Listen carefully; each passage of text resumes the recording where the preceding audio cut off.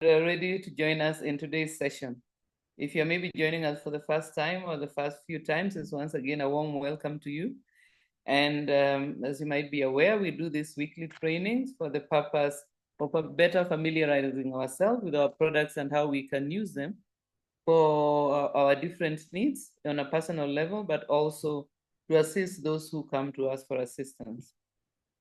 So from wherever you might be joining us, whether you're here on our continent of Africa or further afield, please relax, take the next 1 hour with us as we go through the sessions for today, which you would have seen from your invite that I'm going to be speaking about gut health. And when we think about gut health, we know that it's a very important aspect of our general health, and it's good that we should be informed to a good degree about it, because a lot of the lifestyle illnesses that we come across are often linked to what we eat and how those things can either be harmful to our systems or helpful to them. So I wanted to start by giving some introductory remarks. The first is just to introduce the gut as also being known as the GI tract or the digestive tract, or in former days it was called the alimentary canal. It starts at the mouth, runs through the body, and ends at the anus. Its main responsibility is digesting food into nutrients. It also plays other important roles in many aspects of our overall health. We'll mention some of them a little bit later.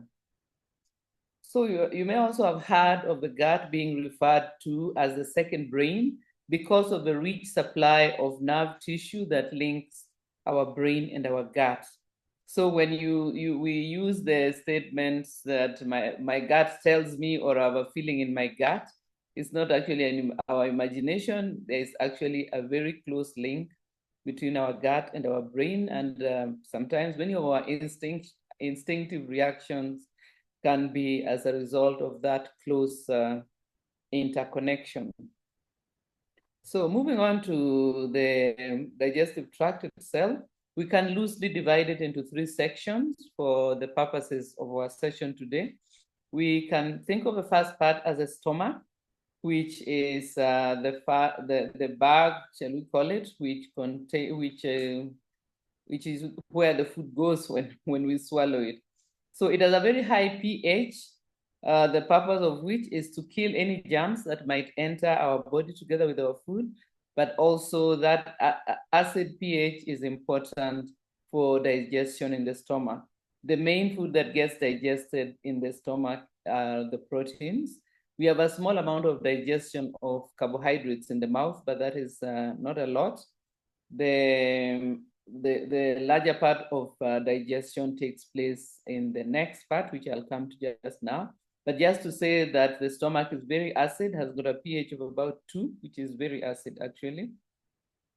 And if it wasn't for the way we are structured, the acid would actually burn our gut. For that reason, our stomachs have got a very thick layer of mucus on the inside, and this mucus prevents the acid from burning through our stomach lining. However, we know that we do get ulcers, and that happens when the mucus layer that is supposed to be protective of our stomach breaks down for one reason or another, and that makes us susceptible to get ulcers, which is where the acid might be damaging the lining of our gut. Then after the stomach, the second section we talk about is the small intestines. This is the site of most of the digestion. So as I mentioned, in the mouth, some amount of digestion of carbohydrate takes place, but the main part of it will occur in the small intestines. This is all the place where fats are digested, and this is where the digestion of proteins, which started in the stomach, is continued and completed. So because in the small intestine, digestion will be complete, it means that the food will have been converted into nutrients, and therefore another function of the small intestine is that is the primary site of nutrient absorption.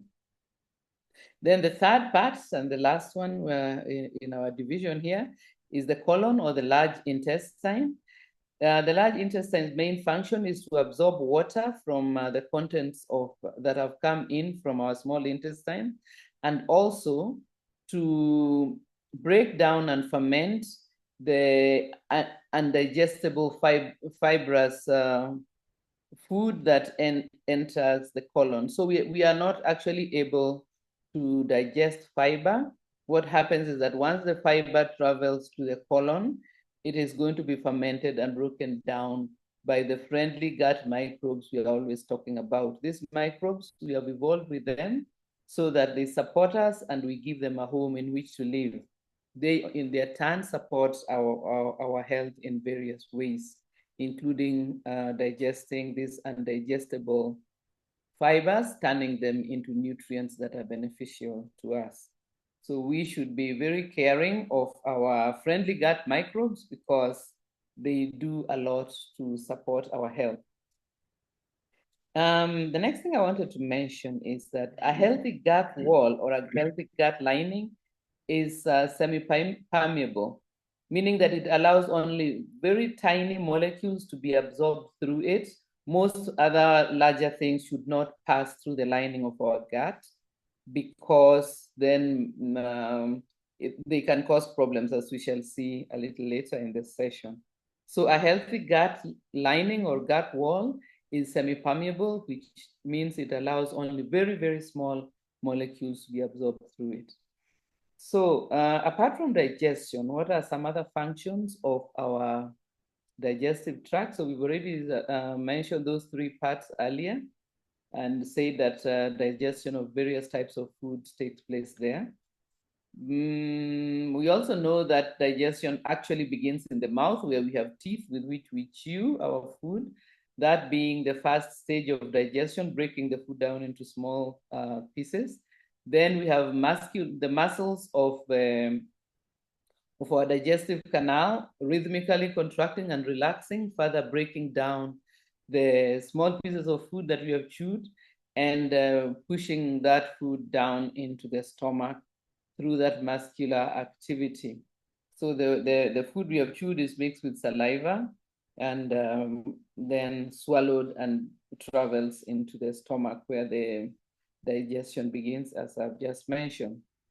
The other functions of the gut will be to produce the correct enzymes for digestion. So enzymes, actually, their work is to speed up the digestive process. And we have different enzymes in being produced in different parts of our digestive tract, so as to perform the digestion of that is supposed to occur in that section. Then we also, the gut also produces digestive fluids. For example, I just mentioned that the stomach is very acid. So of course, our digestive system produces hydrochloric acid, which makes our stomach very, very acid, which is a suitable environment for digestion in the stomach. The tract also produces hormones. The hormones act as signals which regulate the digestive process. Then another function is allowing nutrients which have been obtained from digesting food to be absorbed, and then they enter the bloodstream. Remember now, the nutrients are very tiny molecules, as we've said. The wall should not allow large molecules, which means that the absorption of nutrients only takes place when the nutrient molecules are very small, so that they can pass through the lining of the gut. Then two more functions. We already have often spoken about the friendly gut microbes that we have. So part of the function of our digestive tract is to grow and give a home to a large population of friendly microbes, which are important in assisting digestion. We've just seen that they are the ones which digest the fiber because we do not have the ability to do so. And then they also support our immune system and our mental health. 70% of the body's immune cells that fight off harmful microbes are found in the gut. So you can imagine that a huge part of our immune system actually is located in the gut. Then a last function is that through that communication between the gut and the brain, the digestive system is able to influence moods. It is able to influence feelings of stress or mental clarity, as well as of being aware of the need to provide the brain with energy. So that communication between our brain and our gut is quite essential for such things. Then the next thing I wanted to speak about at this section is the link between autoimmune problems and gut health. I think you'll have heard me mention many times that when we want to take care of our autoimmune conditions, which are more and more, we need to look at our gut health. And so I'll take a few minutes to speak about this so that we can clarify how the two are connected.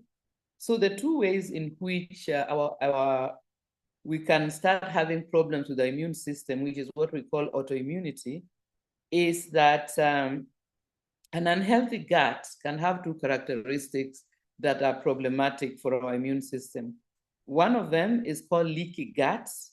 This is where the lining of the gut is no longer allowing too many things to pass through, including large molecules that should not go through. Remember, we said that a healthy gut lining has got very tight connections, which only allow very tiny molecules to go through.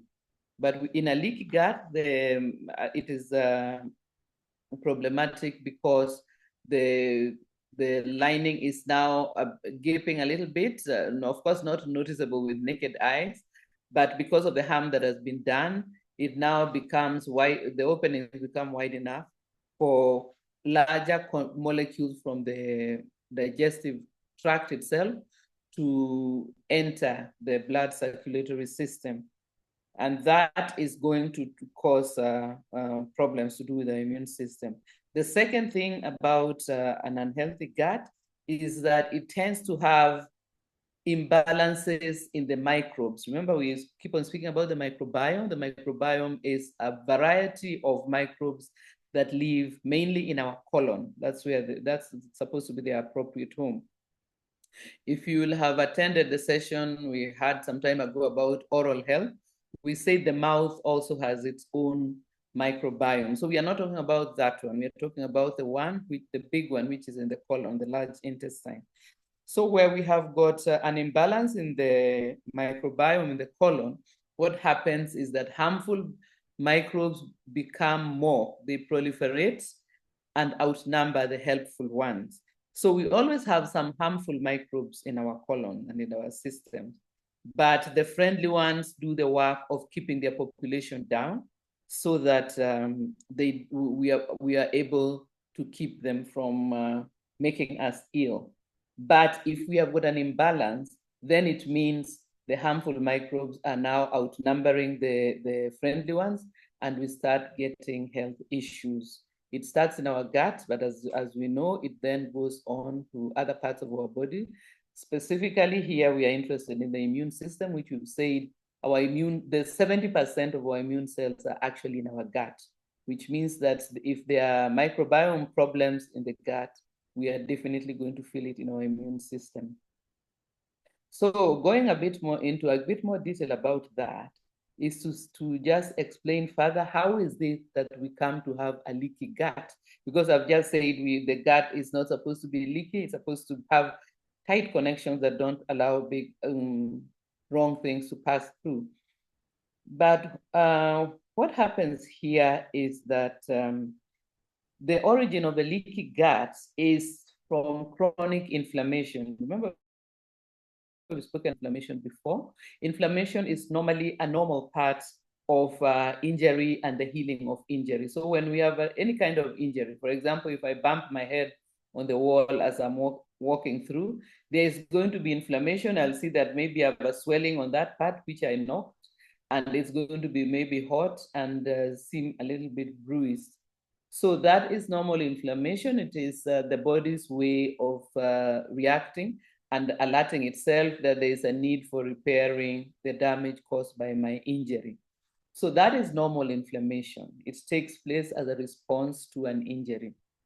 Chronic inflammation, we've spoken about it, I think, before, but just to repeat, is a type of inflammation that doesn't go away. It becomes chronic, that is, it goes on, and at the same time, it can then become systemic, that now you are inflamed in very many parts of your body. You may have inflammation in your gut, inflammation in your joints, inflammation in your lungs, and so on. So leaky gut originates from this chronic inflammation, because now the chronic inflammation might have come about as a result of one thing, but it continues and becomes chronic instead of being resolved by the body and getting rid of the inflammation and going back to normal.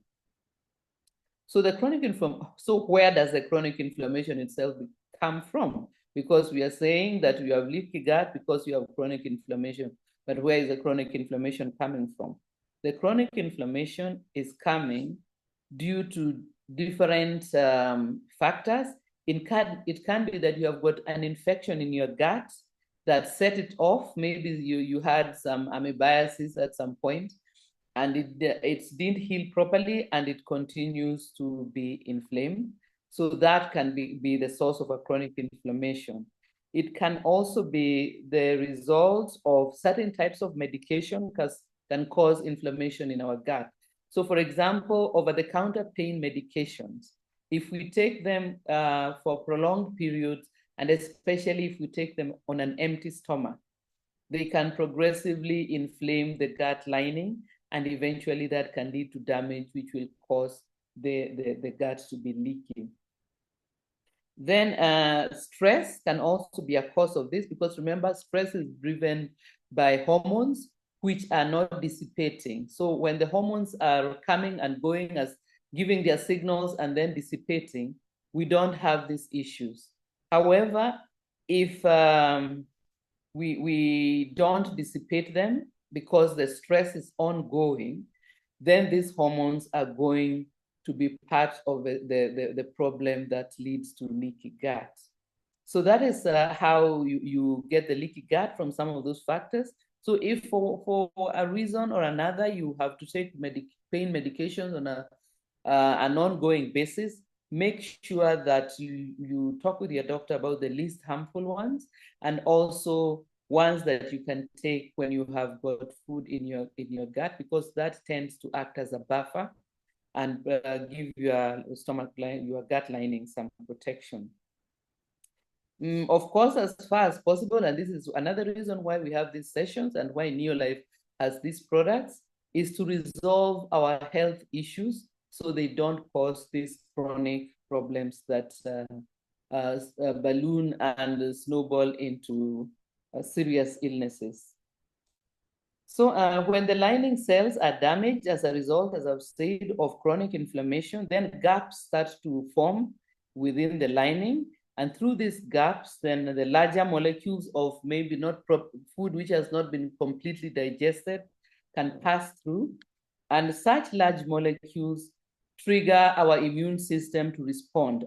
The immune system, when it comes across, remember the immune system cells also flow around in the blood circulatory system, because they are like policemen or soldiers that keep an eye out for any unknown cells and organisms that might be in our bodies.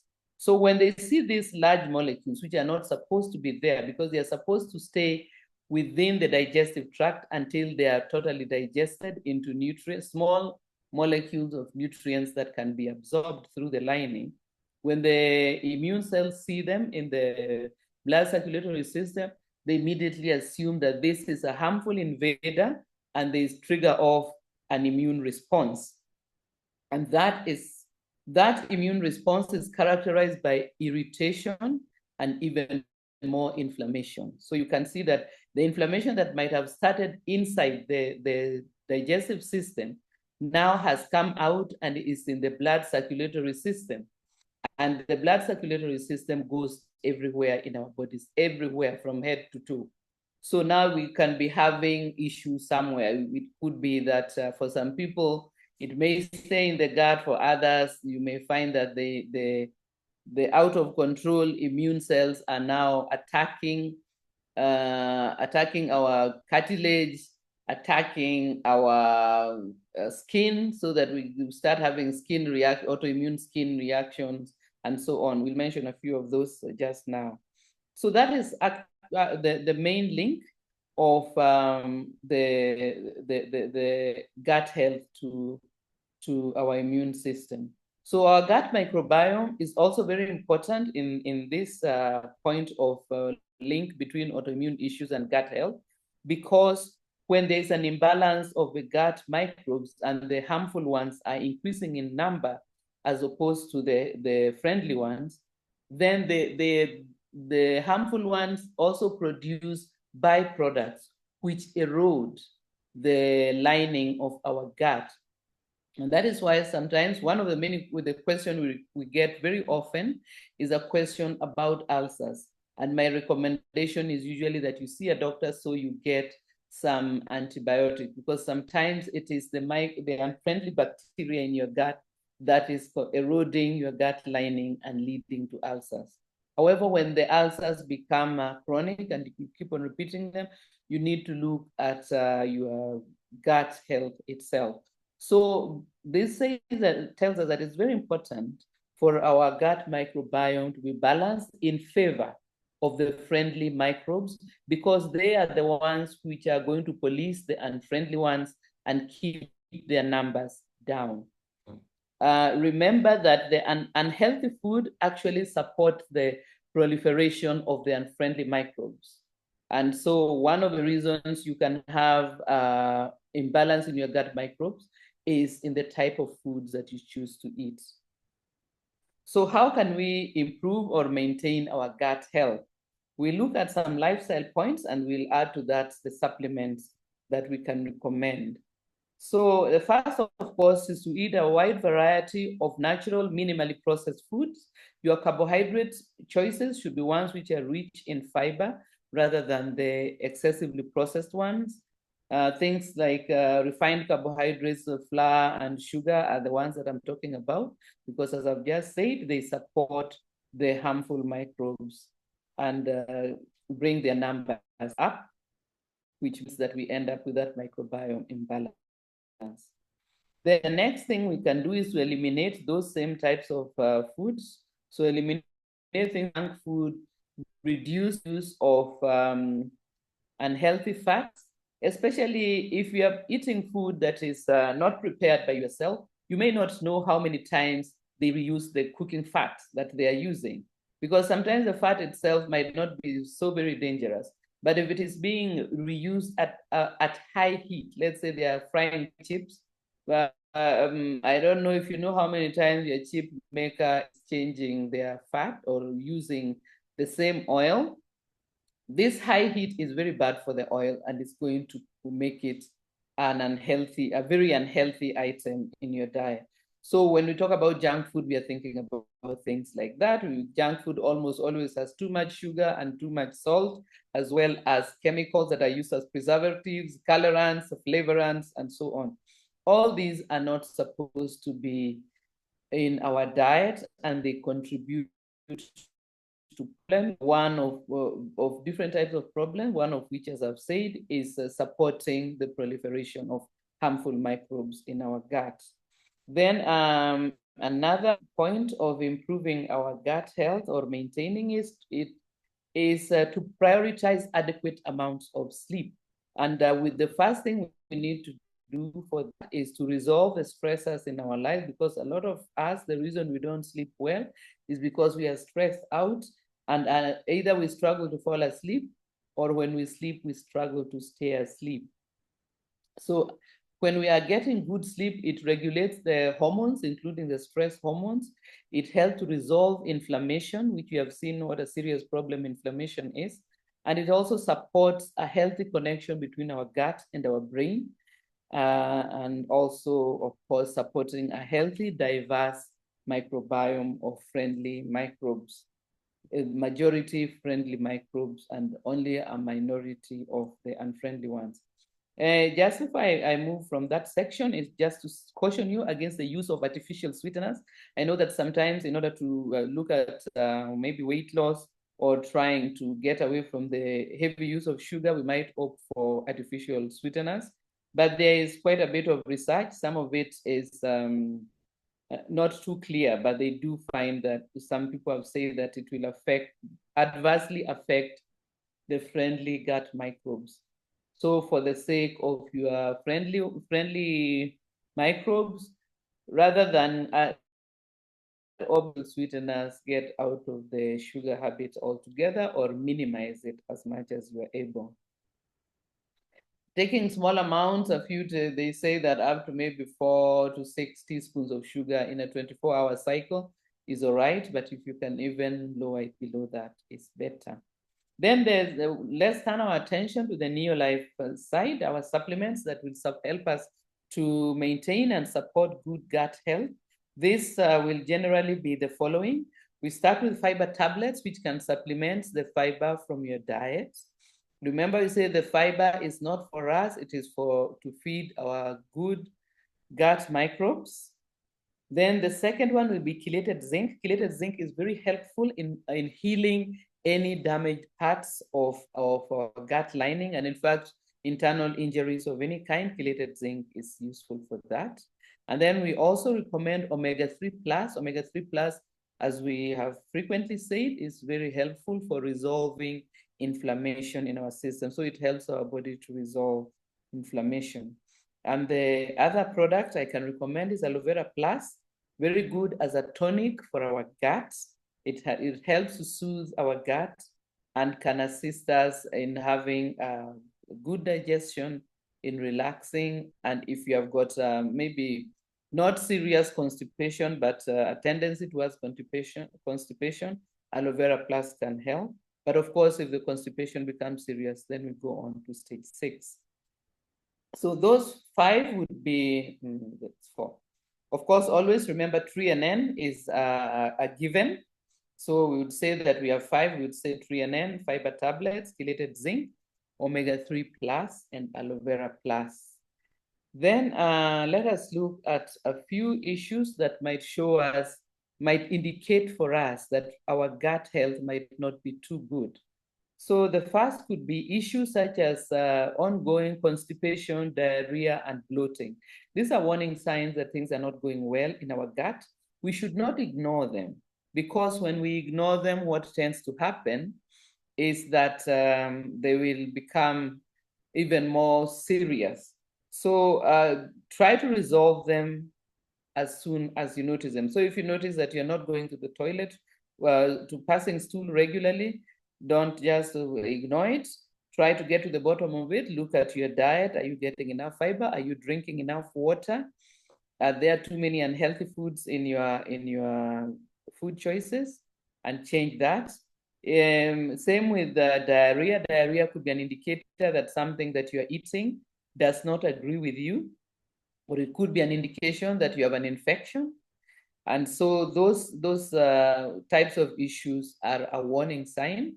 Try to get behind them as soon as possible. Bloating can be the result of maybe a type of food that you have eaten that is difficult for you to digest for one reason or another. So for example, if you are lactose intolerant, it means that you do not have the enzymes to actually digest lactose, which is the milk sugar. And that is why if you take something with milk, it is going to actually cause you to bloat. So if you, let's say, drink some tea with milk and you find that you're bloated, it could be a warning that maybe milk is not agreeing with you too well. However, just to mention that often people might be more tolerant of fermented dairy products than they are of fresh milk products. But some people just cannot tolerate it. So when you see those issues, get behind them. You can use supplements such as fiber tablets. Aloe vera plus can be very soothing for bloating, and for constipation, we can use stage 6 from time to time until we are able to pass stools regularly and without pain or discomfort. Another issue can be if we ignore the number one, those ones, constipation, diarrhea, and bloating, the next stage could be things like hemorrhoids from chronic constipation, or from chronic indigestion or infection, we can end up with ulcers, or we can end up with acid reflux, or we can end up with an inflamed colon or an inflamed stomach or intestine and so on. So from there, we can end up with chronic inflammation. So remember, it's always good to act before things get serious, but if maybe things get serious too fast for us, we still can use the supplements such as chelated zinc. We can use aloe vera plus and Calmag, especially if we have gastric acid reflux.